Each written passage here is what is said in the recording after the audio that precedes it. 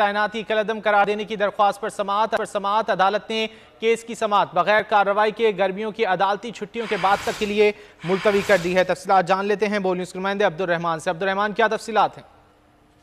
जी बिल्कुल, लाहौर हाईकोर्ट ने पीसीबी के बरतरफ chief election commissioner Ahmad Shahzad Farooq Rana को ही पीसीबी इंतखाबात कराने का अंदाजा दे दिया है। जब अदालत ने रिमांड देते हुए कहा है कि जब भी इंतखाबात का अमल शुरू होगा आप ही इंतखाबात कराएंगे। अदालत ने ये भी रिमांड दिया कि आप ही पीसीबी का चीफ इलेक्शन कमिश्नर है।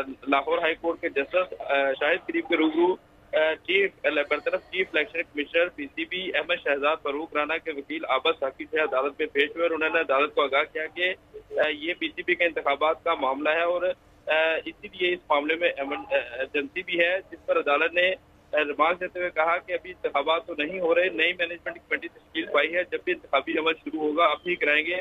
बहुत शुक्रिया अब्दुल रहमान, आपने आगाह किया।